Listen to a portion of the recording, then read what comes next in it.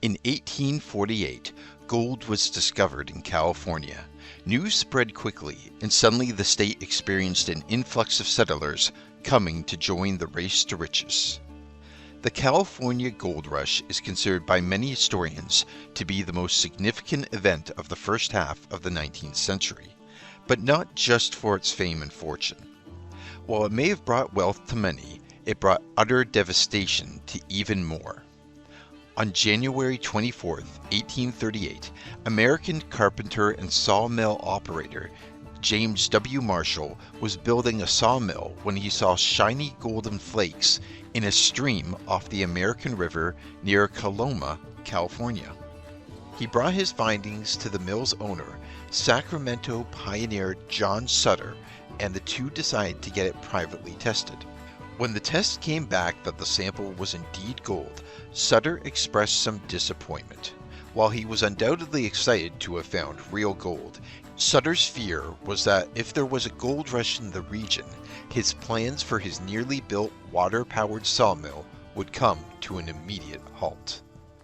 A few weeks later, Sutter sent his colleague Charles Bennett to Monterey to meet with Colonel Mason, the chief U.S. official in California, to secure the mineral rights of the land where the mill stood and where the gold was found. Bennett was under strict orders to keep his lips sealed about the gold, but he wasn't exactly great at keeping secrets. By the time Bennett got to Monterey, he had already spread the story to more than a few people, and when Colonel Mason declined the rights to the land, Bennett, for the third time, revealed the secret about the gold, and that was only the beginning of the nightmare. On August 19, 1848, the New York Herald was the first major newspaper on the East Coast to report the discovery of gold, and by December 5th, U.S. President James K. Polk made the official confirmation of the discovery while addressing Congress. It was then that the people made a stark realization. Not long after the president's confirmation, the general public realized that there was a real potential for wealth, and that basically anyone could get in on it. It was then that anyone looking to benefit from the gold rush, later called the 49ers, began moving to the gold country of California, also referred to as the Mother Lode. The 49ers didn't just come from other parts of the United States. Word had spread worldwide, and people were now migrating from all corners of the globe in hopes of becoming rich.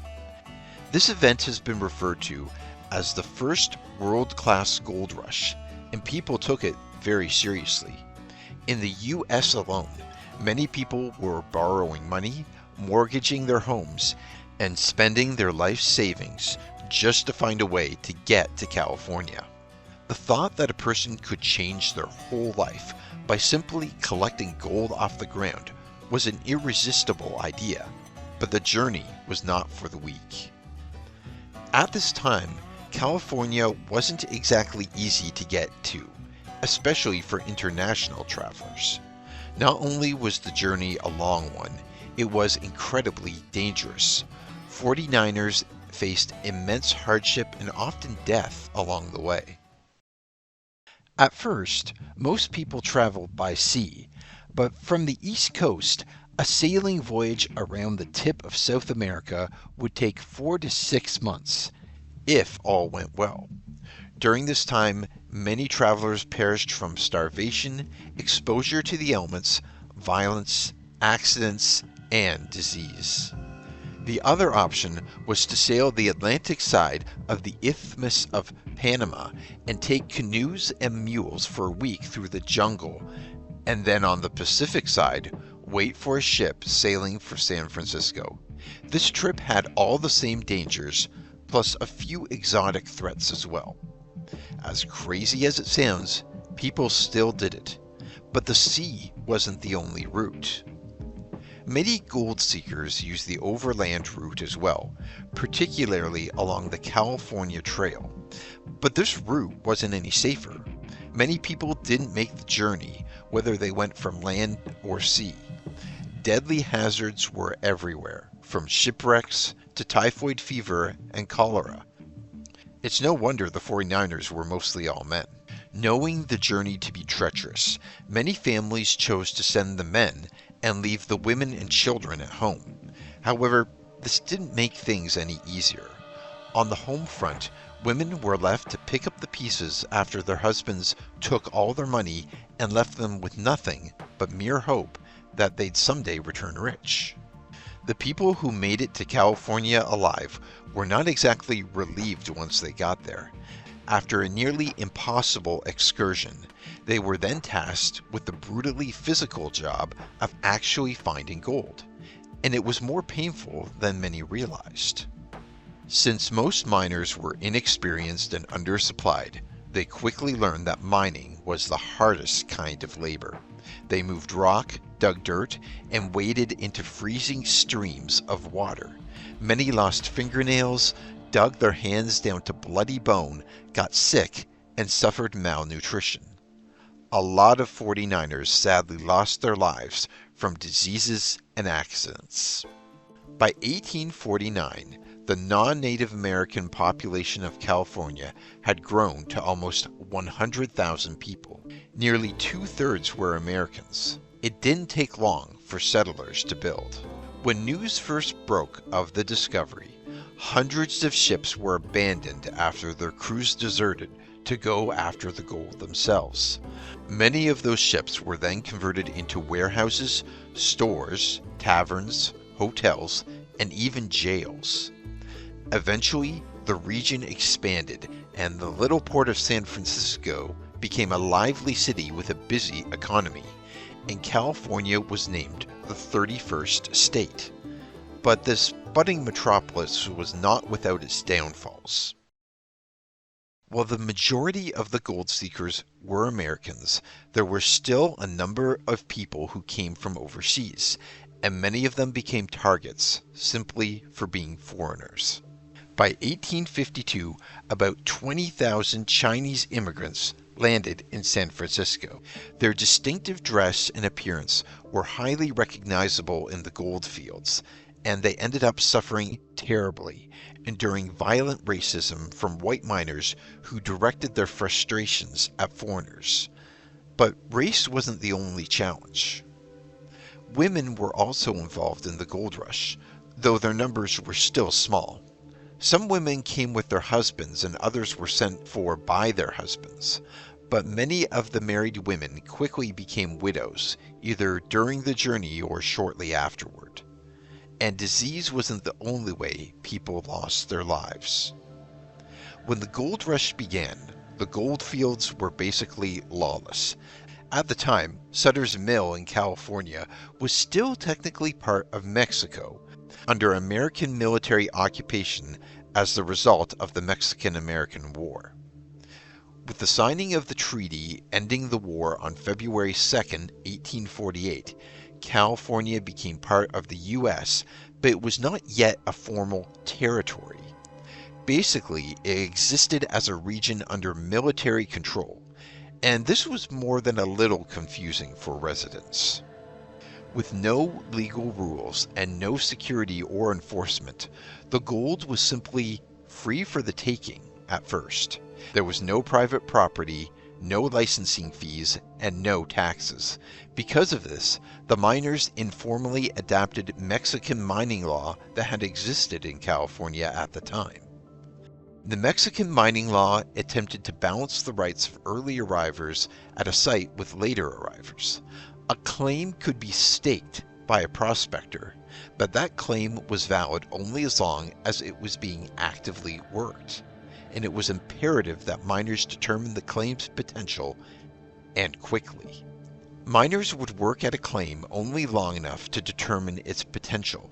If it was deemed as low value, as most were, miners would quickly abandon the site and search for a better one. And when that happened, other miners were free to claim jump the land, but this often led to some serious disputes. Since there was no way of enforcing these rules or monitoring claim jumps, disputes were common, and they were not exactly handled well. Many disputes were dealt with personally and violently. with many miners losing their lives as a result. This already competitive job only got worse as the region became more crowded and there was less gold to go around. As the mining region grew more crowded, Anglo-American miners became increasingly territorial over land they viewed as meant for them. They started violently forcing other nationalities from the mines, including people who actually had rights to the land. Native Americans, who were dependent on traditional hunting and gathering and agriculture, became victims of starvation and disease. Gravel, silt, and toxic chemicals from prospecting operations killed fish and destroyed habitats, leaving Native Americans with a quickly deteriorating homeland. And that wasn't even the worst of it. In some areas, regular attacks against the local indigenous people occurred, which then turned into various conflicts fought between natives and settlers. Miners often saw Native Americans as in the way and had no problem ending their lives to remove them. If that isn't bad enough, it gets worse. Even after countless horrific deaths of indigenous peoples, California actually opposed 18 treaties signed between tribal leaders and federal agents in 1851. They were fully in support of gold miners, so much so that they implemented something absolutely horrific.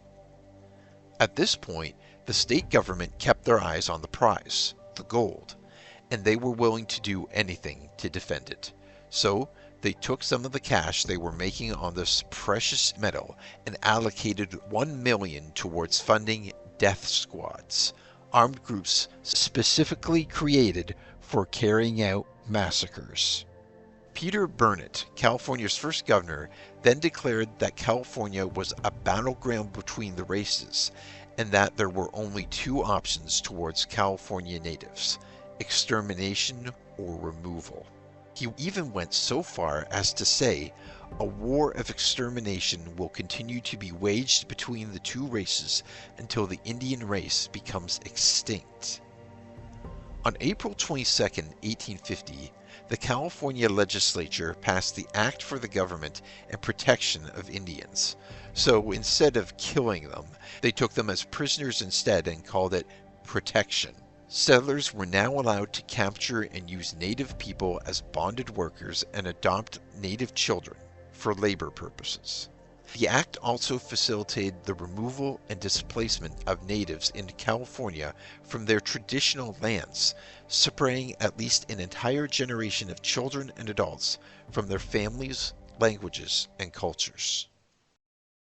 When the dust settled after the horrific Native American genocide, foreigners were on their way out, with discriminatory anti-foreign tax laws and confiscatory taxes that whites were not required to pay. The toll on immigrants was severe. 1 in 12 49ers perished during the prime years of the gold rush. Death and crime rates were exceptionally high, and rates of vigilantism were obscene. While this extraordinary discovery may have brought fame and fortune to many, it devastated even more. After the surface gold disappeared and foreign miners were retreating home, American miners started working for larger mining companies that invested in technology and equipment to reach gold that was farther below the surface. By the mid-1850s, mining for gold became more of a wage labor job rather than an individual goal for wealth. So what good came of the California gold rush? It's credited for the massive increase in population and infrastructure that qualified California for statehood. The rapid economic growth and prosperity is noted, as well as the building of railroads, churches, and banks, all of which would have taken much longer to establish had there not been a gold rush at all. The profit was also used to fund a groundbreaking project. In 1863, the first transcontinental railway was completed. The line took about 6 years to complete and was financed in part with gold rush money. It united California with the central and eastern United States, cutting travel time significantly. Trips that would usually take weeks or months could now be accomplished in only days. Afterwards, California's name became forever connected with the gold rush, and fast success in the world became known as the California Dream. The state became known as a place of new beginnings where great wealth could be found. California also quickly earned the nickname the Golden State and has continued to attract immigrants from across the globe for decades since. That wraps up this journey. Thanks for watching Splash Travels. Like and subscribe to uncover more of the world's best kept secrets, and don't forget to dive into even more fascinating facts on our main page, Factinate.